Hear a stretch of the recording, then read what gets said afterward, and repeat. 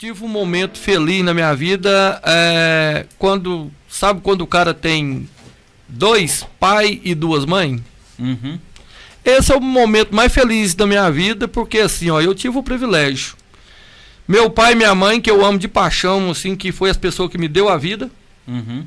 E o seu Moisés e Dona Angélica, que eles sabiam dos problemas nossos, do sofrimento, e abrir as portas pra gente trabalhar lá na fazenda deles lá. Não sei se você conheceu o seu Moisés e Dona Angélica, que é pai do Bade, do Moisésinho. Não, mas já fiquei sabendo de muitas histórias deles. Então, é um pessoal muito bom. Aí o que é o negócio? Dinheiro com eles era igual perna de cobra. Sabia que tinha, mas ninguém via. Então é pai do Pedro mesmo. Mas aí o que é o negócio? A gente prestava o serviço para eles, às vezes se pagava até a mais do valor, porque assim, ó, era um porco, uma galinha. Outra hora, ó, vai lá na cidade, lá vende esses trem lá pra você lá. Eles me apelidaram de Aritana, se você quer saber. Aritana? É. Moisésinho, não sei, Moisésinho colocou esse apelido. Devia ser um personagem de novela, alguma coisa assim? Não sei. Aí, até hoje, o Mirão tava fora daqui, morava na... Como é que chama? Serra Pelada. Agora ele veio pra Silvânia, até que aconteceu um fato aí, ele veio a falecer aí com o negócio do Covid. Que Deus dá ele um bom lugar. Então, assim, foi uma família presente na minha vida desde a infância, entendeu? Foi uns pais pra você, Isso. geralmente. Meu pai e minha mãe, e os 2, que hoje eu não tenho aqui na presença nossa, mas que Deus dá eles um bom lugar. Então, assim, a maior riqueza da minha vida foi ter essas 2 pessoas como pai e uma mãe, entendeu? A gente nota isso que tanto é que o Natal, né? O Natal fala o Pedro de Padre Pedro, né? Isso. Então... O Natal também teve a mesma convivência que eu tive com o povo do Moisés, tanto a Dona Angélica como o seu Moisés, a Nialva, e assim, a família do Pedro, do Moisés em Belino, entendeu? Ah, tá. E seu pai, o Dito, colocava vocês no serviço sempre, porque eu lembro de vocês desde menino, vocês trabalhando na cerâmica. É porque eu vou falar para o seu negócio. Meu pai, quando não tinha fosse ou cisterna para furar, ô Beto, ele levantava nós cedo para buscar cavalo no pasto, porque nós é umas pessoas que... elétrico. Uhum. Aquilo nós não quietava. Até hoje, nós não quieta. Imperativo. Eu não tenho paciência de ficar em casa. Se não tem nada para fazer lá, alguma coisa ou outra, eu tô na rua, eu tô fazendo um trem, ou tô perturbando alguém. É desse modelo. Então, e nós tocava o terror. Então meu pai sempre arrumava alguma coisa pra gente fazer pra... Queimar energia. Queimar energia. Era desse modelo. E quando que vocês começou, você pessoalmente, começou a furar a fossa? Beto, isso foi aí momento dos 7, 8, 9 anos. Meu pai já punha pra ir trabalhando, para ir treinando, porque o cara só aprende fazendo e trabalhando, porque ele falou, não dá conta, não, vai furando aí. Eu lembro até de um dia lá que uma pessoa falou para ele, que você tá pondo os meninos desse tamanhozinho para fazer esses buracos, para mexer esses trem. Falou, se eu deixar eles fazer o que quer, daqui uns dias tá aí tocando bezerro dos outros aí dentro da vala, não sei não, então tá certo, eu tenho que pôr isso para trabalhar mesmo. Então, meu pai punha nós para trabalhar, foi desde pequeno mesmo. E é engraçado, seu pai criou vocês muito unidos, né? Vocês são muito unidos. Graças a Deus. A gente lembra, o que é bom da gente sentar e conversar assim, que a cabeça da gente vai trabalhando, a gente vai lembrando lá de um tempo atrás, lá, e a gente via que vocês sempre foi muito unidos. Sempre muito unido. É uma família que passou dificuldade, mas tem muita união, né, Pica-Pau? Tem união e é muito, graças a Deus. Tem hora que, assim, toda família tem umas desavenças, tem uns contratempos, mas unido nós é pra caramba. Se mexeu com todo mundo. Até a véia, minha mãe, entra na parada. E aí mexeu na caixa de marimbondo, menino. Teve algum momento, assim, que você esteve um arranca-rabo com alguém de fora que precisou juntar todo mundo? Se você não quiser citar nome, é até melhor. Teve. Foi muitas das vezes. Foi uma nem duas, não. Foi um punhado. Juntou todo mundo e foi lá e deu um esfrega no caboclo. Conta uma pra nós. Não, deixa quieto. Só não contar nome. Não, deixa pra lá. Não, mas que já teve. Minha mãe já catou até carbo pra entrar nas paradas. Você tá doido? Porque o povo é tudo doido. Lá em casa não tem ninguém certo, não. E é interessante que vocês falam abertamente, né? Não, mas assim, é que nem eu falo, nós já apanhou igual mala velha pra tirar poeira, porque quem vai pra bater tem que levar saco pra trazer. É verdade. Nós nunca brigou com um aleijado, nós brigou com quem tinha condição de que estava provocando minha família, e nós toda a vida foi desse jeito. Nós nunca teve meio duro com nós, o que tinha nós cozinhava ele. Então, pode contar aquela história do delay, mas do bolinho? a qual que eu não sei? Aquela, tava o delay e o bolinho, acho que tava lá no forró. Era do Joãozinho, Zezinho na época, era Zezinho, né?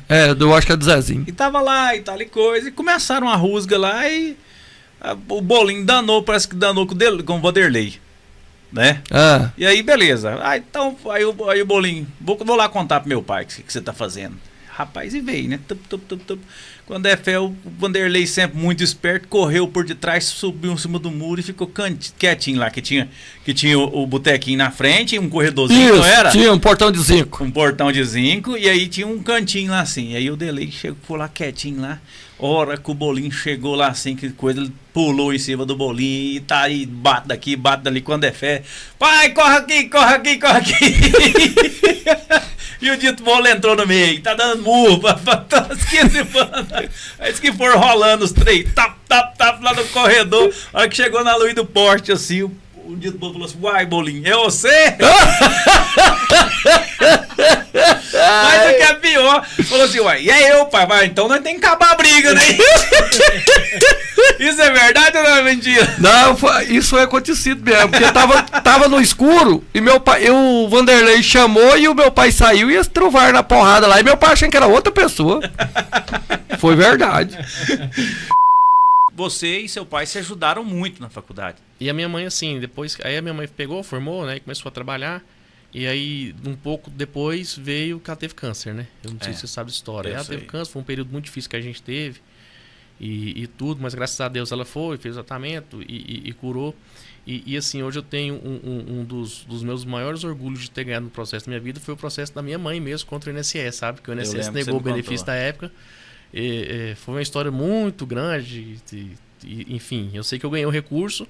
E quando terminou o julgamento, que eu falei para os desembargadores em Brasília, né? Eu estava no TRF em Brasília, foi o primeiro grande processo que eu ganhei assim numa turma recursal, com desembargadores federais. Aí quando terminou o julgamento do processo, eu falei: eu queria agradecer Vossa Excelência, mas o processo é da minha mãe, porque eu não quis usar disso para influenciar no julgamento deles, né? Sim. Aí foi aquele silêncio assim no tribunal, sabe? E depois os desembargadores vieram conversar comigo fora, né? E parabenizar e tal, sabe? Então assim, até nisso aí a minha mãe tá envolvida no meio, né? O maior orgulho de processo que eu tenho até hoje.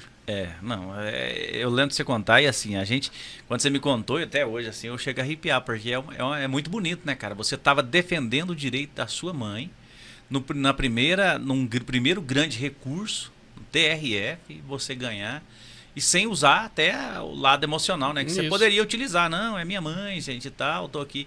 E não ia deixar de comover os desembargadores, né? Eu penso dessa forma, posso estar enganado. E você, não, você lidou com um profissional e depois você só confidenciou, porque já estava tudo sacramentado. Já estava sacramentado, tinha resolvido, né? Caramba. Mas beleza, então vocês formaram. O seu pai se formou junto com você? Como é que foi? Foi, a gente formou junto. Certo. Eu tenho um azar com formatura, sabe? Eu não tive formatura de 8ª série, não tive de 3º ano, não tive de faculdade. Ué, o que aconteceu? A turma nunca juntava pra fazer, aí eu nunca tive. Eu formei, mas eu nunca tive a festa de formatura, entendeu? Não sabia, cara. Eu nunca tive a festa de formatura. Ué, mas que doideira. Nem e do direito? Também não. A minha turma foi a primeira turma da Unip que não fez festa. Ué? O pessoal não se juntou e fez festa. Aí você teve a colação oficial da faculdade, né, que é um evento festivo oficial, que é obrigado a fazer. Sim. Mas aquela festa, aquelas coisas que tem de formatura, nunca tive.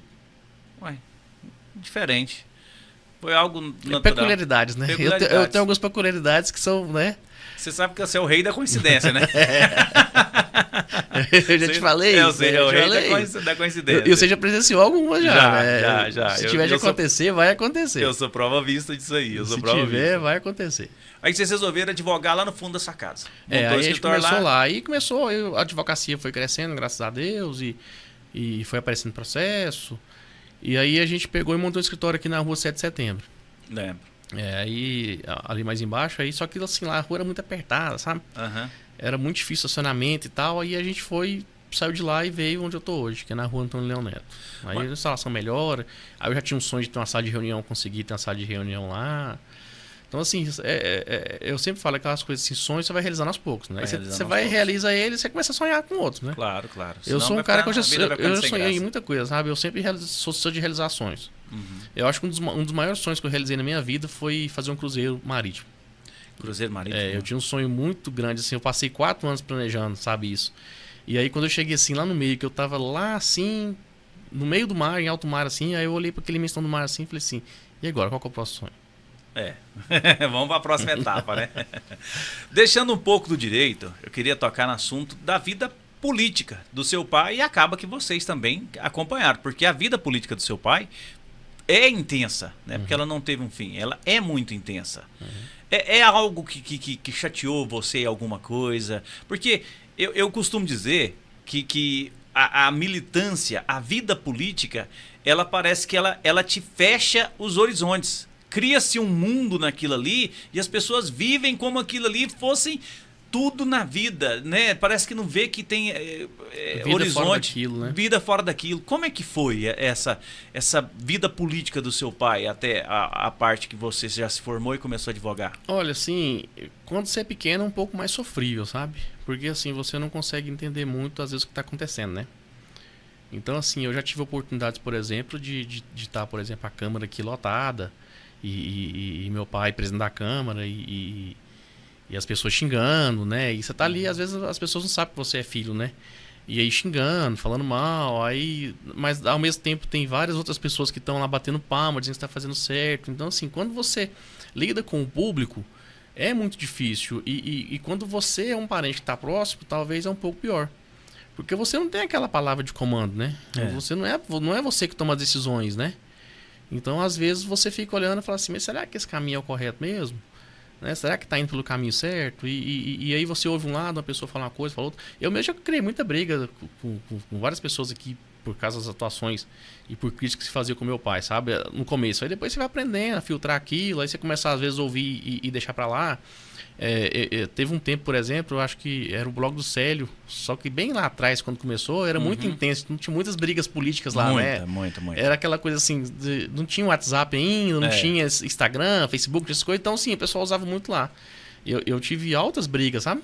Altas brigas mesmo. Também briguei bastante lá. Nossa. Quem que não era do mundo político não brigou ali um dia com alguém, né? Verdade. Mas aí assim, aí você começa a passar o tempo, no meu caso, eu comecei a ficar mais velho. E você começa... Aí vem o que você falou. Eu comecei a sair de Silvânia. Eu acho que o sair de Silvânia é que fez, às vezes, eu pensar o que eu penso hoje. Então, muita coisa pequena, você vê que lá fora é muito irrelevante. E assim, uma coisa que eu gosto de frisar sempre, as pessoas acham assim, o Luciano cresceu na advocacia por causa do pai dele, que o pai dele era vereador. Eu falo assim, cara, por exemplo, eu teve um congresso que eu fui em Santa Catarina, conheci muitos professores brilhantes, né, renomados no Brasil inteiro. Você acha que o cara queria saber o que meu pai era na vida? Não fala assim nem em relação a ser vereador, o que ele era, não sabe nem quem é, entendeu? Então, assim, é um argumento de quem às vezes precisa de outra pessoa para poder crescer, entendeu? Você não precisa de ninguém para você crescer. Você só basta ter força de vontade e correr atrás dos sonhos. Disciplina. E aí tá, tudo bem. Então, a militância política do seu pai pode ter trazido esses calos, que é até interessante. O calo, ele é interessante. O calo, ele é uma proteção onde você não vai se machucar mais. Isso. Teve algum... E é nos erros que você aprende para não cometer de novo, né? Com certeza. Teve algum momento, assim, que te marcou, assim, negativamente dessa vida política do seu pai, que você falou, caramba, cara, me machucou? Algum fato, assim, alguma coisa? Não com os outros, né? Em relação a mim mesmo, né? Que eu fiquei chateado com algum fato que aconteceu, né? Eu acho que, ou com outra pessoa? Eu acho que, na verdade, meu pai teve, por exemplo, 2 situações, bem mais, que, assim, articulação para a presidência da Câmara. Meu pai tinha vontade muito grande de ser presidente da Câmara, e até porque já estava no 2º, 3º mandato, e assim, ele teve possibilidades, mas assim, aquela coisa, aquela expressão, dorme presidente e acorda sem ser, é verdade. Não é? É verdade. Isso aconteceu com meu pai, e assim, eu acho que foi um dos momentos difíceis, sabe? Porque você cria toda a expectativa, você confia nas pessoas e aí você é traído. Ixi, então, assim, aí a questão da política, a gente sabe que acontece muito isso, mas quando é a primeira vez que você passa por isso, machuca mais, então marca. Por exemplo, hoje se acontecesse uma situação dessa hoje, não seria tão dolorido, porque você já estava até esperando muitas vezes. Eu vou dar um exemplo para você, por exemplo, a gente vai chegar lá, mas assim, Eu fui 2 vezes candidato nas eleições da OAB. Na primeira vez doeu muito. Da última vez não doeu tanto. Porque assim, você não cria aquela expectativa. A grande questão da decepção do ser humano, por que dói? Porque ele cria expectativa. Verdade, então, verdade. O que dói não é você ter perdido, o que dói é a expectativa que você criou e não se realizou. E ainda Essa mais é no caso de uma eleição, você tem que contagiar as outras pessoas. Então, Isso. você tem que acreditar. Então, Você acreditar é criar expectativa. Justamente. E aí você entra numa paranoia. Peraí, se eu não acreditar, eu não convenço a pessoa que vai dar certo. E se eu não convencer, não vai dar certo mesmo. Isso. E aí é onde o tombo é grande. Tem gente que entra em depressão profunda. E o lado positivo, assim, que você falou assim, caramba, cara, eu ajudei, você ajudou seu pai, o seu pai fez a diferença em alguma coisa e tal. Que você falou assim, compensa, vale a pena. Foram 20 anos, né, Beto? São várias situações, né? São várias. É difícil até de elencar, assim, alguma mais específica, sabe? Mas eu tenho um orgulho enorme da carreira que meu pai teve politicamente. Em que pese que algumas pessoas achem que não, outras parabenizam e tal. Eu acho assim que ele deixou um legado de Silvânia, né? Realmente ele entrou para a história de Silvânia. Verdade. Eu tenho muito orgulho, sabe? Da trajetória que ele traçou, não só como vereador, mas da vida dele, sabe? Meu pai sempre foi lutador e assim, eu era muito pequeno, não lembro, mas eu sei de história, por exemplo, que meu pai teve uma vez que ele teve que optar entre ter uma casa ou ter uma fonte de trabalho. Ele vendeu o apartamento e comprou um táxi. E começou a trabalhar. E de lá pra cá que ele foi construindo as coisas, entendeu? Interessante. Então é tudo construído com muito trabalho, sabe? Interessante. E aí tá, o Luciano então cresceu aí, antes da gente voltar para daquela etapa do direito, que é uma das que eu caracterizo como importante, que eu acabei acompanhando um pouco, mas você se transformou num bom articulador político também. Você é presidente de partido, você, nessa eleição que nós participamos junto, você que fez parte de toda a articulação. Como é que é essa parte do trabalho político do Luciano? Porque as pessoas têm que entender que não é só o candidato que aparece lá que é a maior parte. Todos fazem parte de um conjunto, né? Você é um bom articulador político. Na verdade, eu falo que política é grupo, né, Beto? O político não é nada se não tiver o grupo. E assim, eu acho que eu aprendi muito estando fora, sabe? Vendo os erros que meu pai cometia, vendo os erros que os outros cometiam. E aí eu comecei, você sabe que eu sou muito curioso, eu comecei a conhecer deputados, acompanhar a vida de deputado federal, de deputado estadual, e aí você começa a ver os erros, aí você começa a ver onde que as pessoas erram. Então eu acho que foi por aí, sabe? Mas assim, eu não acho que eu sou um bom articulador, não. Eu acho que eu quebro o galho. Eu acho que eu consigo fazer alguns arranjos. E eu te falo uma coisa, você tem um diferencial, você pergunta. Talvez as pessoas que não te conhecem, isso quem está dizendo sou eu. Que aprendi a te conhecer de uns 2, 3 anos pra cá. Você troca ideia, você chega e fala, e aí, o que você acha? Né? Coisas assim do bastidor da política que você não precisava nem perguntar pra mim, que comecei a militar naquele meio e tal, né? E você vinha, e aí, o que você acha? Coisas importantes, eu sabia que talvez a decisão era tomada, mas você fazia questão de ouvir. E aí, o que você acha? É uma boa? E assim, assado. Então, eu acho isso fundamental, fenomenal para quem quer articular, porque no meio político, é eu que estou afirmando novamente, tem muita gente que pensa que sabe demais, e aí é só ele, e mais ele, e você não, você podia até ter a decisão tomada, mas você ouvia. Então, eu acho que isso é fundamental, te formou um bom articulador. Política é grupo, Beto, então se você tem um grupo, por que você não vai perguntar a ele? Eu acho que o grande erro do governante hoje às vezes, fazer sem perguntar, porque às vezes ele está fazendo mais do que ele precisaria fazer para agradar. Verdade. Então, às vezes, você não custa fazer a pergunta. Como você falou, às vezes você vai tomar a decisão independente da resposta que você tiver. Mas você vai estar tomando decisão ciente que você vai agradar ou desagradar. Então, eu sou muito a favor da política em grupo. Todos os níveis de política que eu entro, eu sempre brinco, eu não vou entrar em política partidária como candidato. Eu prefiro estar onde eu estou. Mas eu gosto da política classista, da OAB. E eu acho que a política tem que ser feita conversando. E quem fala que não gosta de política, por exemplo, vai deixar que um que goste, e às vezes seja mal, coordene a vida dele. Então eu acho que as pessoas têm que participar da questão política, sabe? Também concordo. Luciano, um dia candidata a algum cargo eleitoral comum? Primeiro preciso que minha mulher deixa, né? Primeiro preciso que ela deixa. Olha aí, eu acho que não sei não, hein? Acho que essa resposta diz muito. Não, eu sempre brinco, eu tenho vontade de aposentar quando eu tiver meus 60, 65 anos, aí eu penso em ser candidato, sabe? Uhum. Mas por enquanto não. Eu acho que hoje, se eu fosse concorrer a qualquer cargo político, ia atrapalhar a minha profissão, ia atrapalhar a minha advocacia. E quem me conhece de perto sabe, eu não troco minha advocacia por nada. Então é realmente, entre político e advogado, você escolhe ser advogado. Ser advogado. 2 vezes. Por mais que elas é uma profissão que entrelaça, né? Mas assim, por exemplo, hoje eu sempre brinco lá, né? Pra quem não sabe, eu sou advogado da Câmara de Silvânia e São Miguel do Passa Quatro. Uhum. Eu sempre brinco assim, que eu tô no melhor lugar que eu poderia querer estar. Porque eu tô exercendo a minha profissão, mas eu tô dentro da casa política que eu posso dar o palpite. Né? Às vezes eu não sou ouvido, né? Porque os pareceres meus são opinativos, mas eu tenho aquela situação ali que eu posso falar assim, olha, eu acho isso, eu acho aquilo, né? Então, assim, eu queria aproveitar aqui e mandar um abraço pro meu amigo vereador Matheus Brito. Uhum. Ontem foi aniversário dele, já parabéns para ele aqui. Parabéns, Matheus. Vai vir aqui em fevereiro ou janeiro, não sei. Tenho certeza que ele tá assistindo a gente aí. E assim, por exemplo... Sim, ele tá aqui, até mandou mensagem aqui no YouTube, parabenizando a programação e falando que você é um ótimo advogado. Obrigado, mas assim, hoje é um dos grandes amigos que eu tenho na Câmara. Uhum. E assim, é um garoto prodígio. Então assim, acho que a gente pode aproveitar pessoas como o Matheus, por exemplo, que tem uma índole boa e assim, as pessoas, eu acho que o Matheus é visto na sociedade como eu já fui um dia. Eu acho que as pessoas têm que conhecer ele para falar dele. Entendeu?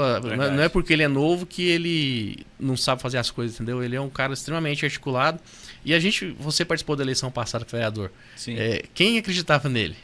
Né? Ele mesmo acreditou nele. Verdade. E ele traçou um plano e ele conseguiu. Ou seja, aí você já mostra determinação e que a pessoa tem inteligência suficiente para aquilo. É verdade. Então ele está num cargo porque ele batalhou e trilhou para isso, né? Então, assim, é um exemplo que a gente tem de vários que a gente tem, né? Por isso que a gente criou o podcast para ele vir aqui em fevereiro. Que a gente tá, só um entre parênteses, a gente não você é a pessoa mais próxima ligada à política que nós estamos trazendo aqui. Hoje é o 7º, Benedito? Oitavo episódio, entendeu? Porque tá tudo muito intenso em Silvânia, tá tudo muito acalorado, então a gente tá esperando um pouco a poeira baixar. Então nós vamos receber aqui vereadores nos próximos meses, a nossa agenda de dezembro e janeiro já está lotada. Mas em fevereiro, com certeza, a gente pode trazer o Matheus aqui para contar a história, para se apresentar. Uhum. Eu conheço o Matheus, eu conheci ele desde que era menino. O Matheus, ele entrou em um serviço por indicação minha, um aval meu, que foi na Novo Mundo. Depois ele foi para a Zema. Então, conheço o prodígio dele e é interessante você citar isso. E aproveitar o gancho, eu queria parabenizar também você e o Bené antecipado, né? Que isso é mais pro final, mas assim, eu acho que vocês estão fazendo uma coisa que faltava em Silvânia. A gente tem um entretenimento. Né? Esse aqui é um canal de entretenimento local e que você não tem custo, né? Então, assim, isso vai virar uma coisa tipo uma novela. Na terça e na quinta eu já sei que eu vou assistir. Mas aí tem o legal, né? Que se você não assistir ao vivo, você vai lá depois e assiste gravado. E eu acho que a grande magia tá lá eternamente. Vai ficar eternamente. Eu acho que o YouTube não morre não, né, Bené? Morre não. Forte demais. Então, enquanto o YouTube existir, lá vai estar a sua história contada. Eu acho isso do caramba. Eu acho isso muito massa. Então, assim, tem que parabenizar vocês pela iniciativa. Assim, eu ando muito, eu viajo muito. E eu vejo que Silvânia falta algumas coisas ainda, sabe? E essa aqui é uma ideia muito interessante. Então, assim, vocês estão de parabéns. Valeu, obrigado. É uma honra grande estar aqui com vocês. Estamos aí esforçando, a honra é nossa. Mas vamos voltar para o Luciano Noleta, advogado, que eu às vezes acho o Luciano Noleta assim, meio fora da caixinha. Eu vou te explicar por quê. Cara, no ano de 2019 e 2020, você fez 2 congressos internacionais. Foi. Por um advogado. Quantos anos você tem? 33. Você estava na época com 32 anos. Cara, 31. 31. Porque foi no ano de 2019, né? Eu fiz 31, tava 31. O que é essa necessidade em aprender, em se aprimorar, em buscar sempre mais? Olha, Beto, para começar, assim, eu vou te falar o caminho inverso. Eu sou um advogado aqui de Silvânia o único que conseguiu 2 liminares no Tribunal Superior, no STJ. Então, assim, são coisas que, para quem entende direito, sabe a dificuldade que é você conseguir um liminar no Tribunal Superior. Uhum. Então, assim, isso vem daquela determinação de trazer o melhor para o cliente. Eu participei em Harvard de um congresso previdenciário com 40 pessoas. Então lá estava ex-ministro da Previdência Social, estava ex-presidente do INSS, estava juiz federal, estava desembargador federal. Então, assim, é uma experiência que você tem, é o que a gente falou mais cedo aqui, é sair de Silvânia, é você olhar fora da caixa, entendeu? E aí você começa a trazer experiências de fora que te aprimoram e faz você ficar melhor naquilo que você é. Eu entrei na advocacia, assim, para ser o melhor no que eu faço. Eu tenho que ser melhor no que eu faço. Eu me cobro muito. Sim. Eu, por exemplo, tem vezes que eu vou trabalhar, eu trabalho até 1, 2 horas da manhã, sabe? Eu acho que até 1 hora melhor, assim. Embora ultimamente não dando conta, não, sabe? Eu tô meio gordinho, aí o sono vem mais cedo, sabe? E depois que você tem filho também, querendo ou não, acaba que você chega em casa, tem que dar atenção também. Embora eu não dou a atenção que eu queria dar pro meu filho. Tenho que me policiar mais em relação a isso. Aí tô lá fazendo pedagogia, trabalhando na creche. Aí um certo dia a Edilene, era coordenadora no Instituto Auxiliadora, ela me liga. Antes da Edilene, né? Voltou a fita. Uma coordenadora lá do Instituto, a Valdete. Eu lembro da Valdete. Lembra? A gente se encontrou no consultório médico. E ela virou para mim e falou assim: Cireia, você não tem interesse em pegar uma turma de alfabetização, não? Eu falei assim: Deus me livre, Valdete. Nunca na minha vida. É o famoso nunca precisou. Nunca, não quero, de jeito nenhum. E aí ela cortou o assunto. Eu cortei ela, né? Ela não era pra menos, né? Não falou mais nada. Ficou caladinha. E eu toquei minha vida, tô lá na creche. Aí passou umas 2 semanas. A Edilene, que era coordenadora do Instituto também, pega e me liga. Com o mesmo convite da Valdete. Só que ela não perguntou se eu tinha pretensão. Ela já foi falando, né? Tem aqui, é pra você vir. Nós queremos que você venha, né, para o Instituto Auxiliadora pegar uma turma de alfabetização. Aí você falou: o que esse povo tá vendo em mim? Porque já foi um, agora tem a outra. O que tá acontecendo? E eu não aceitei de primeira, eu não aceitei. Eu sempre tive muito medo, né? É muita responsabilidade, tem que ter muita... Sim, muito. Né? Tem que ter muito conhecimento, tem que ter jeito, você tem que ter habilidade naquilo, você tem que ter perfil. Certo. Aí eu falei: Edilene, nossa, eu vou pensar. Aí ela... Tá. Aí ela me deu um tempo para pensar. E aí voltou a me ligar e ela falou assim: não, vem aqui pra gente conversar. Fui lá no Instituto Auxiliadora. Mas aí você já viu que já era um crescimento profissional também. Já. Ela era minha professora na faculdade. Ela estava vendo, ela já tinha dizendo... Ela viu que você tinha traquejo para aquilo. Tinha o perfil, né? Tal. Aí fui lá no Instituto Auxiliadora e conversei com ela. E aceitei, né? Ela falou: não, a gente vai dar todo o suporte e tal, e você vai pegar a turma. E aí fiquei lá 1 semana assistindo a aula da outra professora para eu aprender. Nossa, meu Deus, deve ser muito difícil. Aí, aceitei. Aí eu não esqueço as palavras da Lúcia Barroso para mim. Ela falou assim: Cireia, é assim que funciona aqui no Instituto Auxiliadora. Se você ficar aqui 3 meses, você só sai daqui se você quiser. Você só sai quando você quiser. Então, se você ficar aqui, conseguir ficar 3 meses... Você falou, eu imaginei ela, que a Lúcia tem uma vozona forte, né? Você falou, eu criei a cena na minha cabeça. E eu lembro até hoje, que eu fiquei lá 10 anos. 10 a partir anos? desse dia. Caramba. Como professora alfabetizadora, sempre no primeiro ano. Mas antes de você completar esses 10 anos, você entrou, chegou um determinado tempo que você falou assim: não vou dar conta disso aqui, não. É menino gritando, menino pulando por cima do outro, é aquela coisa, e aí? Sempre. Ou você não teve esse lapso, não dou conta disso aqui, não? A gente tem, né? Assim, acho que é de toda profissão, eu acho. Você chega e fala: não quero, não é isso que eu quero, né? Eu vou fazer outra coisa. Mas isso é normal. Eu falo, assim, tem 19 anos que eu tô na educação, né? Eu falo que eu aprendi a ser professora tem 2 anos. Ué? Por quê? É. As professoras agora que estão assistindo vai brigar comigo. Porque, assim, eu acho assim que quando você aprende, você percebe que você aprende a ser professora é quando você para de reclamar. Aí você para com essas reclamações. Então, assim, você para de reclamar do seu aluno, que seu aluno é custoso, que a sua turma é ruim.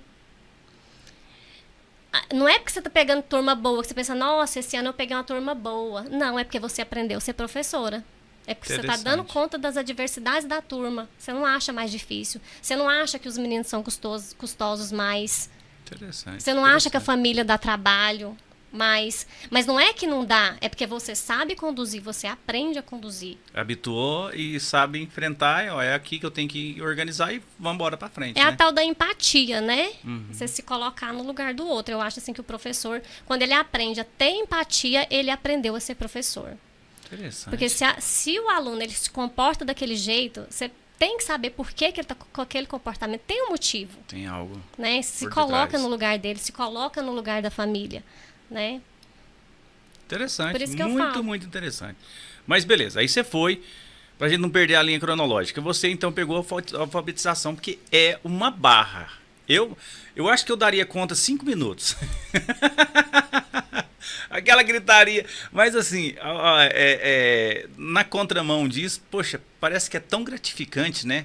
Você tá 19, você ficou 10 anos no instituto, então certamente você já encontra com seus alunos que vêm falar, ô tia, e deve ser tão gratificante isso. Você marcou Desse eternamente, tamanho, né? Bem maior que eu, né? Sou muito alta. E marcou a vida deles. Até hoje chama tia, Caramba. Outro dia eu fui numa panificadora e a menina lá que veio atender, a menina não, né? A moça que veio me atender, ela tava de máscara e aquele... Um gorro, né? E aí ela, muito touca. atenciosa, veio me atender. Aí eu não reconheceria nunca. Acho que nem sem máscara, porque cresce, né? Os meninos crescem muito rápido. Aí ela falou assim, você sabia que você foi minha primeira professora? Gente, assim, é muito gratificante. Eu penso que é. Né? Deles lembrarem da gente, ver a gente e lembrar. É porque a primeira professora é muito marcante. Muito marcante. As primeiras professoras dos filhos da gente é marcante. Eu lembro de hoje, como se fosse hoje, o óculos da Filomena. Ela me ensinando, eu olhava, eu e ela, nós éramos os únicos que usavam óculos na sala. Aí ela chegava assim, Célio, nós somos os diferentes da sala, vem cá, vamos ver o que você está tendo dificuldade, porque eu tinha muita dificuldade. E lembro do óculos dela, dos detalhes da fala dela. Na época não tinha muito uniforme para a professora, ela tinha um vestido lindo que ela usava, estampado de preto com bolinha vermelha, eu lembro dos detalhes. Então, ou seja, marcou a sua vida. Marcou. E aí, é muito interessante, porque aí você fica com medo de esquecer o nome da criança, porque é muita criança que passa por você, né? E eu acertei o nome dela, graças a Deus! Eu falei assim, você é a fulana de tal.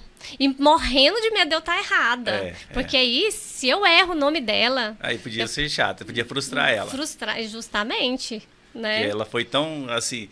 Porque ela não precisava compartilhar isso com você. Ela teve a necessidade de compartilhar isso com você. Ela ficou me observando e ficou, assim, muito atenciosa comigo. Eu acho que ela ficou assim, vou deixar para ver se ela me reconhece. Mas não tinha como. Ela estava de máscara e não dava para eu saber mesmo. Ela não conteve o impulso de dizer, você foi a minha primeira professora. Isso a gente vê em vários lugares que a gente vai...